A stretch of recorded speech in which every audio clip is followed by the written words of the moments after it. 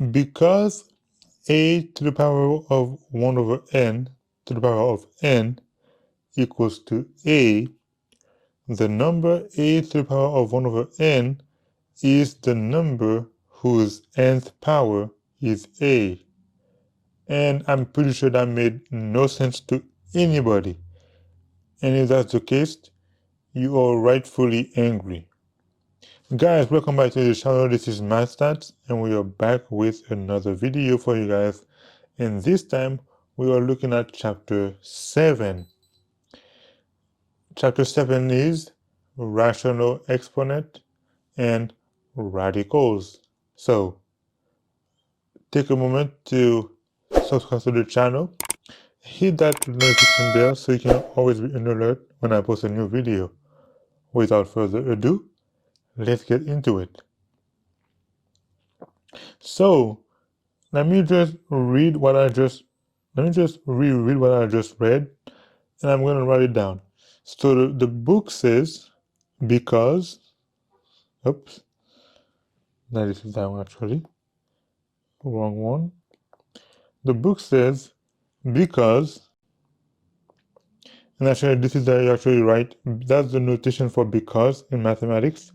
It says because a to the power of 1 over n to the power of n equals a, then the number, right, the number a to the power of 1 over n is the number, so equals the number whose nth power whose nth power, oh, should I put it like this instead? Whose nth power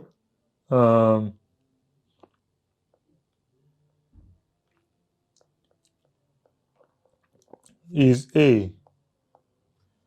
So because a to the power of 1 over n to the power of n is equal to a, then the number a to the 1 a power 1 over nth equal the number whose nth power is a. And trust me, even I reading this thing is still not wanting to understand it. But this is why, thank God, MathStats is gonna try to make it as easy to understand as possible. What are we talking about now? Basically, we're talking about radical exponent and radical expressions. So, in other words, if you have a number, that number is actually can be written as an exponential number. So basically, the number, let's say we have the number a or 2, 2 can be written as 2 to the power of 1 over 2 to the power of 2. That is still 2. That is basically what they are saying right here. You can write a number using radical expressions. So let's, you know, if you're not a math major, do not worry about this part whatsoever. If it doesn't have a direct correlation to knowing how to do your exercises, don't even care about all this theory. I'm just pointing out that because the book made that definition so horribly wrong that I think it would wrong most students who are not math majors. I think it's pointless and I think it's useless to take the time to think of something like this. With that being said, let's move on to the real things. So, let's say we have this kind of definition. We have a definition. It says if m and n are positive integers and a to the power of 1 over n is a real number. Guys, I don't even want to do the definitions. You know what? Let's do what is actually important. Let's know your term.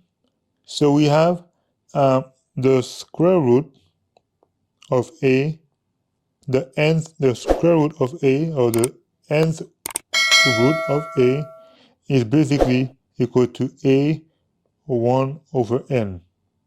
Okay, so the nth root of a is basically the a to the power of 1 over n. If you have a to the power of m over n, what that is basically you have a, remember your power quotient formula and your power rule formula from the chapters before. We've done that, so I shouldn't need to remind you on how to do those things. That would be a what? M times a, nope, not that one. That would be the power rule, am times 1 over n.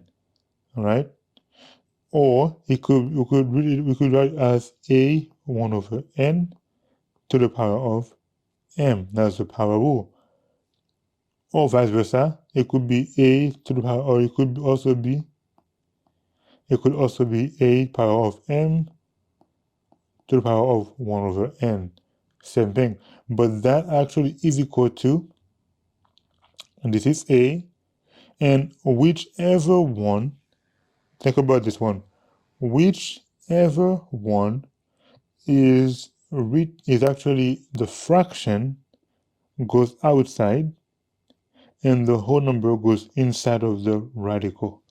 So whenever you see a for instance, when you have the square root of 4, what does that mean? It basically equals to 4 1 over 2. What does that mean? That means the numerator 1 is written inside of the radical, and the denominator 2 is written outside of the radical. Think of it that way. Anytime you see those kind of expressions, always think of the numerator is inside of the radical and the denominator is outside of the radical. With that being said, guys, let's do some exercises. So, first exercise, let's say we have 16. Oh, we have 16. Okay. Oh, let me just do that first. So, 16, 1 to the power of 2. 16 exponential 1 over 2. What does that mean? That equals to what? That equals to, you can say, is the 16, and then the radical, the 1 is going to be on the inside and the 2 on the outside. But because it's a square root, we don't write them. I'm just doing that so you guys can see the steps of how to properly write exponential numbers into radical expression. So that basically is the square root of 16, and that would be equal to plus 4, but think about it, it's a square root. Square root always has two sides. It can be plus or a minus. Why? Because 4 power of 2 is equal to 16, and negative 4 power of 2 also equals to 16. So when you're doing square root, always remember to write both positive and negative connotation. Let's do a second exercise. Let's do something like, let's say a little much harder one. Let's say we have a to the power of 1 over 3 times a to the power of 5 over 3. Okay? What can we do in this case?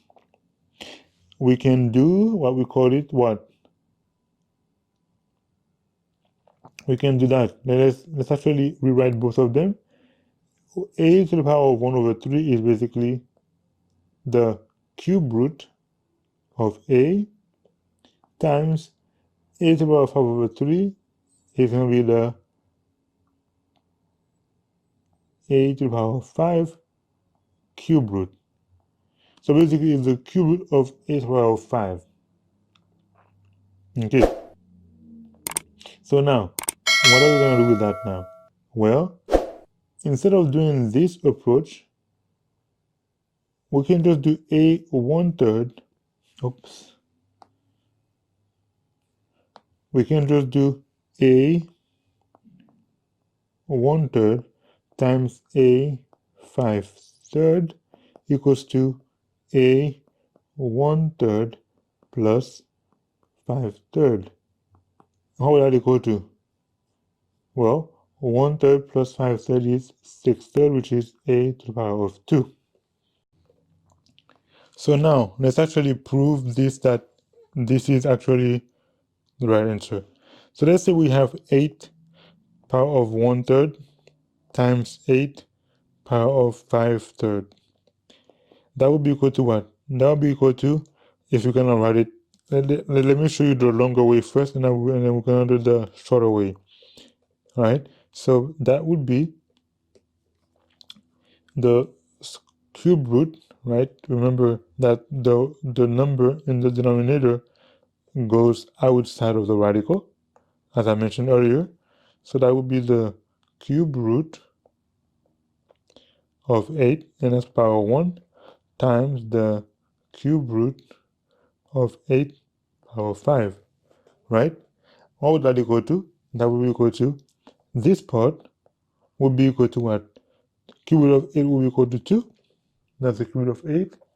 And then here we would have, basically, I'm going to rewrite this one as 8 power of 5 would be equal to 2 power of 3, right?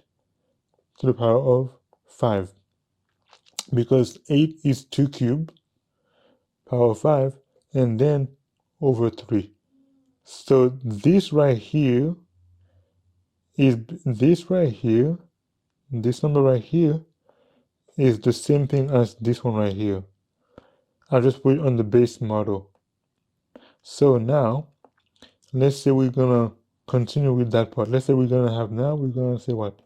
We're gonna say 2 cubed to the power of 5/3. What would that equal to? That would be equal to 3 and 3 will equal to 1 because that's the multiplication. So you're gonna just divide them, and you would have 2 to the power of 5. So that means you would have 2 power of 1 times 2 power of 5, which is 2 times 2 to the power of 5 is 32. And that equals to 64. Now, I said I was going to prove that a squared is equal to that we have right here.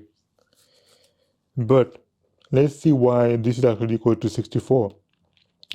8 1/3 times 8 5/3. And this is actually the shortcut. Remember, they have the same base, which is 8. So I can just say 8. And I'm going to add the exponent. 1/3 plus 5/3. And what would that equal to? They have the same denominator, so that will be 3. And 1 plus 5 is equal to 6. And what is 6 divided by 3 is equal to 2. And what is 8 power of 2? It's 64. So it is true that a 1/3 times a 5/3,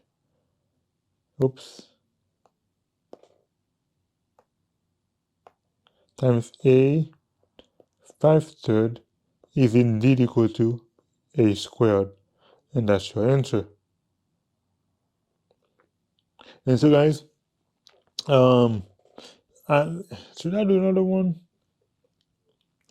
I'm gonna do one last example on this one. Let's say, and I'm gonna do a part 2 for the much harder ones, so you guys can actually have a variety of example to look into when you're doing your homework. Let's do one more. Let's do I'll I was gonna choose something, but I just missed it. You know what? Let's do this one. Let's do a power of 8 to the power of negative 3/4. What would that equal to? Well, we know that 8 and 4 is 2 times 4, right? So you can just write 8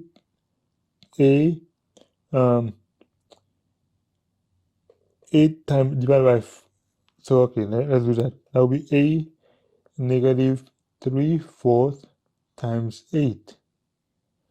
That's what it would be, right? And so 8 and 4 equal to 2. That will be a to the power of negative 3 times 2, which is equal to a to the negative 6. And I think that's actually 8 because there is nothing else you can do in that case. And yeah, I think that's actually all you can do in this case right here. But what you can also do, you can actually rewrite this as, to make the exponent positive, I can just say it's going to be equal to 1 over a to the power of 6. So guys, this is MathStats. This is part 1. I'm going to do part 2 where I do much harder exercises, like I said earlier. And so if you like the video, give it a thumbs up. Don't forget to subscribe to the channel and hit that notification bell so you can always be alert when I post a new video. I hope to see you guys again. Until then, MathStats out.